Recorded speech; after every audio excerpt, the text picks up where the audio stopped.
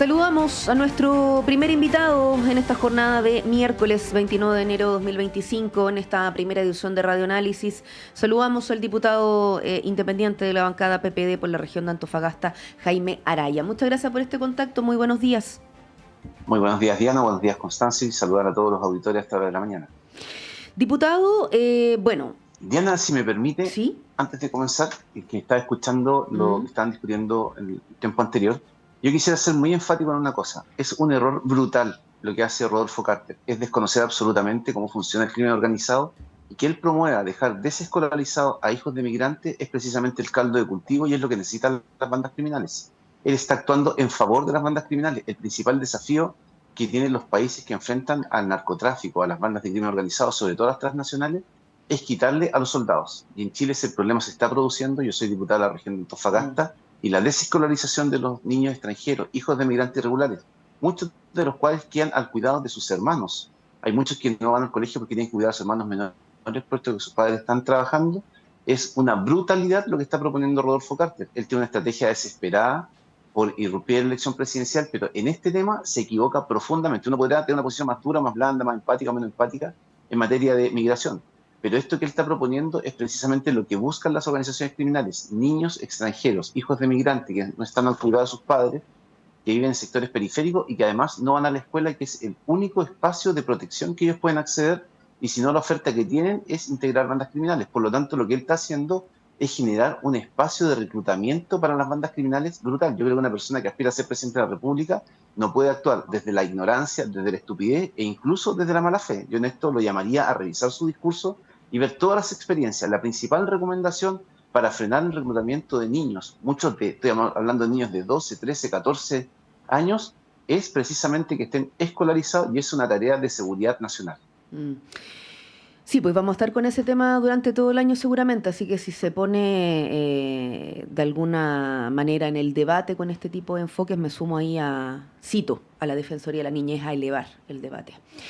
Diputado, hablamos de un día histórico, como el que puede ser hoy, muchos años, no solo por la última iniciativa, lo decíamos ayer, de estos 2 años de conversación, sino que proyectos previos de la necesidad de una reforma a nuestro sistema de pensiones. Hoy, en esta sesión extraordinaria que ha sido citada en la sala de la Cámara de Diputados y Diputadas, bueno, se ha hablado de las negociaciones que está liderando el gobierno por posturas, no sé, llamadas díscolas al interior del oficialismo.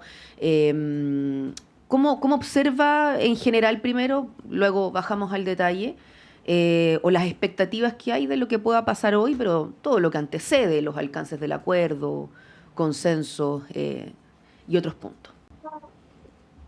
Yo diría que nos hemos transformado en un país tan curioso en que la consigna es hoy día que cuando está todo el mundo disconforme con un acuerdo, el acuerdo es bueno. Yo diría que cuando el acuerdo es bueno, las partes están conformes, relativamente conformes, pero esto que no ha dejado conforme a nadie da cuenta que esto es un mal acuerdo.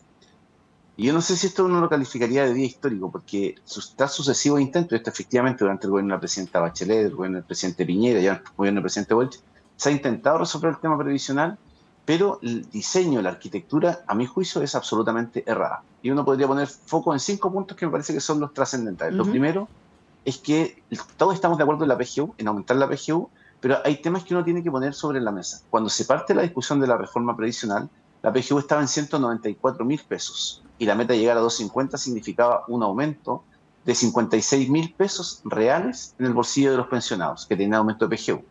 Hoy día, por aumento, el 1 de febrero la PGU va a estar en 224.000. Por lo tanto, de los 56.000 pesos originales de aumento, solo van a ser 26.000. Y eso no está recogido en ninguna parte. Primera cosa. Y eso significaba, en términos redondos, un aumento muy importante en las pensiones, cerca de un 25, un 30% en la PGU. Hoy día eso se reduce sustancialmente. Segundo punto que es crítico: los beneficios de las mujeres están más bien asociados a que ella llegue a los 65 años. Ahí está puesto el incentivo. Es decir, de contrabando le están subiendo la edad de jubilación a las mujeres. Y este es un debate que nosotros tenemos que dar de manera muy transparente, porque la pregunta es: una mujer que se jubila a los 60 años versus una que jubila a los 65, ¿cuánto es neto de jubilación adicional que ella recibe? ¿5.000 pesos? ¿8.000 pesos? Porque de esos valores estamos hablando. O sea, nadie que se trabaja 5 años más va a recibir 40.000 o 50.000 o 80.000 o 100.000 pesos más de jubilación. Son valores que son bastante periféricos. Entonces, ¿vale la pena hacer esto? Tercero, aquí hay una rebaja del encaje de 2.000 millones de dólares a un 20% de lo mismo, o sea, 400 millones de dólares. Es decir, 1.600 millones de dólares que bajo el pretexto de que así se aumenta la competencia, le estamos haciendo un regalo extraordinario a los dueños de la AFP. O sea, ellos van a pagar impuestos por esta retiro de utilidades que probablemente puedan hacer, pero sin duda es plata que ellos no tenían contemplada y que va a entrar directamente a los bolsillos de la AFP en un tiempo programado y todas las cosas que se han puesto como para maquillar esto, pero lo grueso y lo importante, esta es plata que sale y que finalmente va a ser una demostración de que las AFP van a tener un menor riesgo que asumir.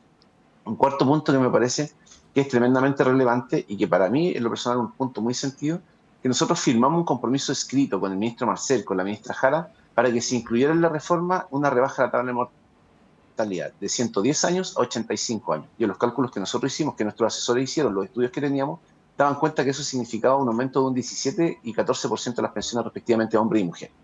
Eso no está recogido en el acuerdo. O sea, se firmó un documento escrito con nosotros y respecto del cual no se dijo ni una letra. Pregúntenos, al día de hoy no han dado alguna explicación de por qué no se cumplió el acuerdo. Entonces, cuando uno empieza a analizar estos temas, y después lo que tiene que ver que esto era una reforma previsional que tenía un objetivo, que era desarmar las AFP. Y eso significaba desarmar la industria, que era básicamente, para que la gente lo pueda entender, separar la administración de la gestión de las inversiones. Y eso con la creación de un inversor estatal. En la Cámara nosotros aprobamos la separación de la industria, lo que no se aprobó fue la creación del gestor de inversiones estatal. Pero el corazón de la reforma se lo sacaron. Por lo tanto, esto es un auténtico Frankenstein, un pegoteo de piezas y partes que no tiene corazón y respecto del cual me parece que el paso más sustancial que permitía efectivamente pensar un sistema de seguridad social y no un sistema de financiamiento empresarial como hoy día son las AFP, está absolutamente fuera de la reforma. Yo creo que de ese punto de vista uno tiene que constatar, y yo lo diría así, que nosotros hemos sufrido una derrota monumental. Nosotros no hemos ganado absolutamente nada desde el punto de vista de las ideas progresistas respecto de avanzar en lo que nosotros pensamos y todos los que pueden ser pequeños avances que uno valora. Si quién va a estar en desacuerdo con que suba la PGU 26.000 pesos. Ahora, cuando dicen, para que uno vote favorablemente esta reforma, que hay que subirle ahora las pensiones a los adultos mayores, que ahora tienen que subir las pensiones y toda esa consigna que lamentablemente el gobierno ha desplegado como si uno fuera una persona indolente que le da lo mismo, yo lo quiero decir con toda tranquilidad. Si la reforma se aprueba hoy día, no le sube a nadie la pensión a fin de febrero, a fin de marzo, en la liquidación de abril no viene, en la de mayo tampoco, en la de junio tampoco, viene recién a los 6 meses, para el tramo mayores de 82 años, que son 400.000 pensionados de los 2.800.000 potenciales beneficiados con la reforma. Luego viene a los 18 meses, un año y medio más, para los mayores de 75 y 82 años. Y en 24 meses, en 2 años más, para las personas que están entre 65 y 75. ¿Le sube esta reforma a las pensiones a la gente ahora, como se ha dicho? No. Diputado, Entonces, de ese punto de vista, ¿sí? perdón, Sí, solamente sí. para terminar, no hay un elemento de los que se ha dicho que sea cierto. Diputado, no solamente para cerrar, o no para cerrar, sino que para seguir conversando, porque esto podríamos estar mucho rato, no son tantos minutos, pero al momento de decir quizá histórico o el día de hoy como importancia, y me refiero a cualquier escenario, tanto que llegara a tener los respaldos necesarios o no tenerlos, y que tampoco dejara conforme a su sector, siendo que era uno de los temas del gobierno que quería llegar a puerto. Y si no lo logra, también eso es un hito. Mire, yo le diría que no, ni lo uno ni lo otro. Hay un poeta muy famoso que dijo, izquierda y derecha unidas jamás serán vencidas. Y aquí se unió el oficialismo con la oposición, curiosamente, para hacer esta reforma. Y yo creo que va a envejecer muy mal. Esa es la impresión que tengo. Y esa reforma está acordada y por lo tanto tiene los votos. Aquí no hay nada de emoción ni de misterio. Esto es un trámite. Porque además, para que la gente que nos está viendo y está escuchando lo entienda, aquí se ha dicho, mire, esta reforma la han visto durante 2 años. ¿Por qué quieren seguir dilatándolo? Bueno, mire, para explicarlo en sencillo. Nosotros vimos en la Cámara de Diputados un proyecto de ley que se trataba respecto al color negro. Y el día de ayer nos han dicho, ¿sabe qué? Aquí está el informe y vamos a votar respecto al color rojo. No tiene nada que ver lo que nosotros vimos con lo que se somete a consideración de la Cámara. Por lo tanto, yo le puedo dar con certeza que no hay ningún parlamentario, ningún diputado, ni senador, ni diputado que se haya leído más o menos de manera razonable lo que contiene esta reforma. Lo que se hizo acá fue un acuerdo político entre el senador Coloma, la ministra Jara y el ministro Marcel, para decir, estos son los puntos de la reforma, ellos hicieron lo que quisieron, después fueron a decir, usted es coalición de gobierno, vote a favor, usted es partido de oposición de los que suscribió el acuerdo, vote a favor.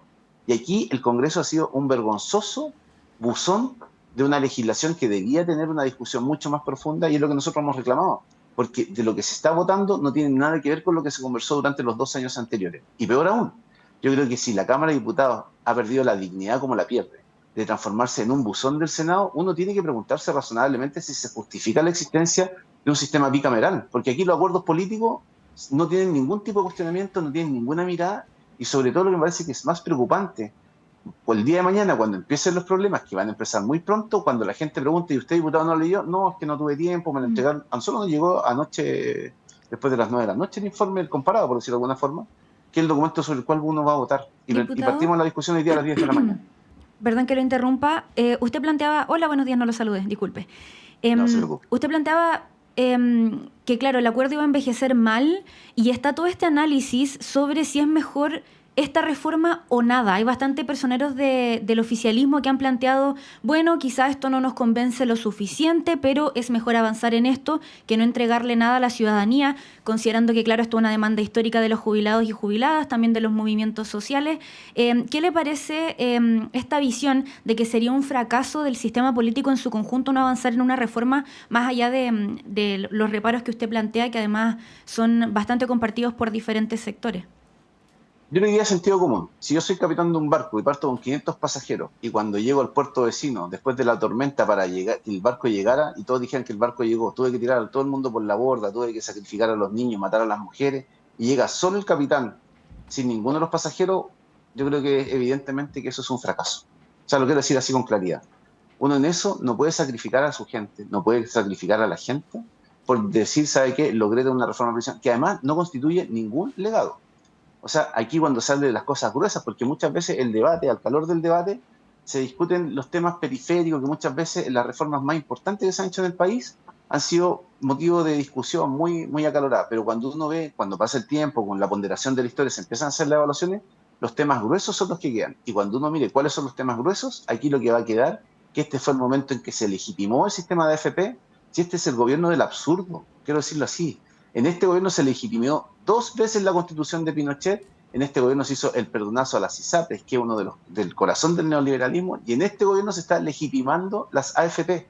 Entonces la pregunta es, cuando uno con el juicio de la historia venga a decir, ¿cuál es el legado de este gobierno? La legitimidad del sistema de AFP.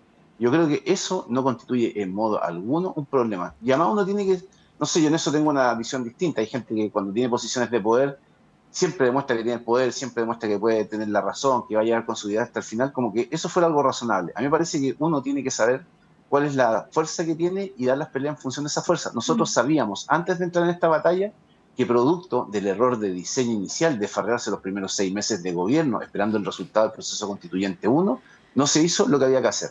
Y hoy día se pretende negociar cuando uno es más débil. Si usted me pregunta, ¿eso es algo inteligente, algo racional, algo lógico? A mí, la verdad, las cosas me parece que es bien irracional, es bien ilógico, y desde el punto de vista estratégico, político, es absolutamente irresponsable. Yo creo que esto que se ha hecho, la verdad, las cosas para mí no tiene ninguna lógica, no tiene ninguna presentación. Además, no me digan que está siendo pensado en función de favorecer a los pensionados o los actuales cotizantes. Aquí lo que se ha hecho es pretender establecer una suerte de legado en torno a una cuestión que era muy, que tenía mucho apoyo en la derecha, que era de una vez por todas despejar que lo que iba a pasar con la AFP.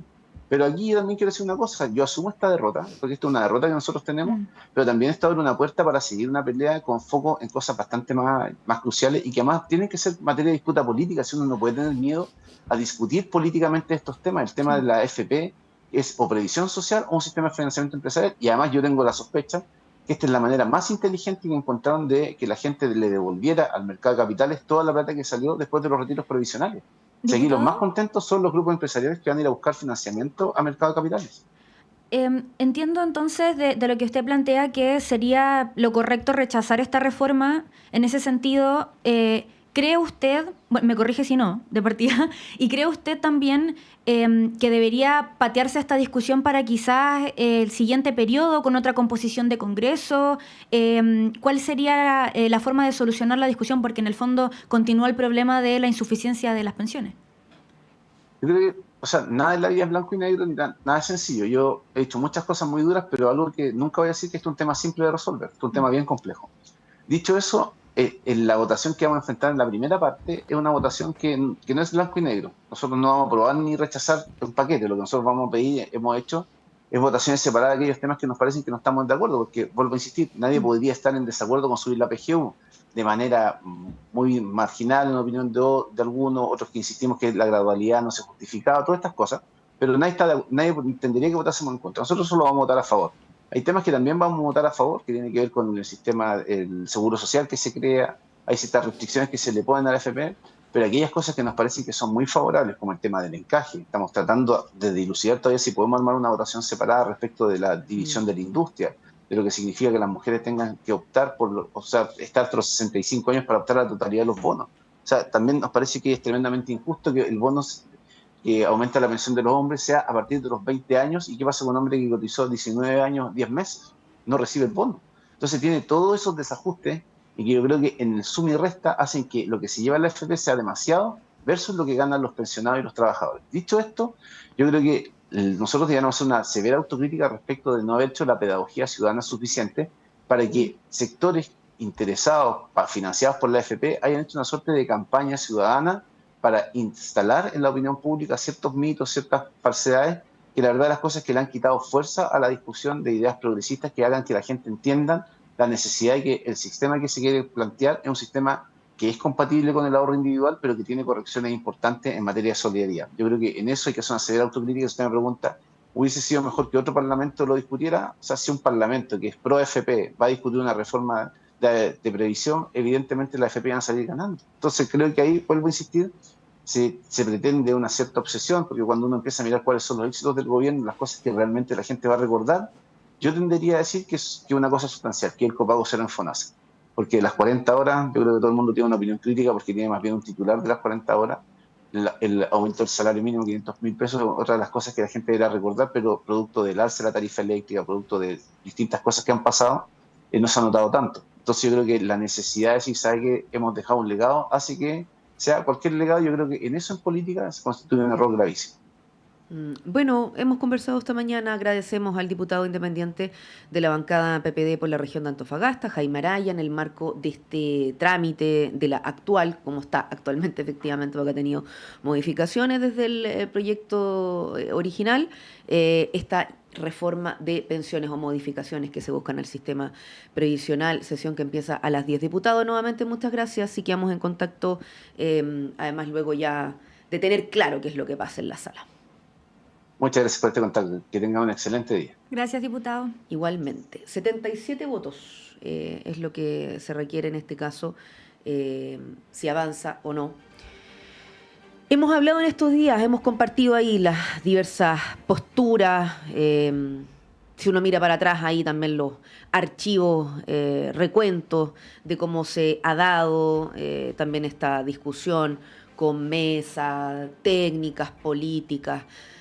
Amenazas de salida de la conversación, ahora último, claro, llegado a estos puntos de consenso. Y estamos hablando de los últimos 2 años, pero está un debate de más de 10. Sí. En concreto, tema obligado del día, así que en nuestros diversos espacios vamos a estar informando y luego compartiendo algunas reflexiones, opiniones de lo que suceda ahí en el hemiciclo. Constanza, nos despedimos, 8 de la mañana, 1 minuto en esta primera parte, vamos a una pausa. Al regreso, Patricio López, director de Radio Universidad de Chile, continúa con la conducción, así que estén bien. Nos escuchamos mañana.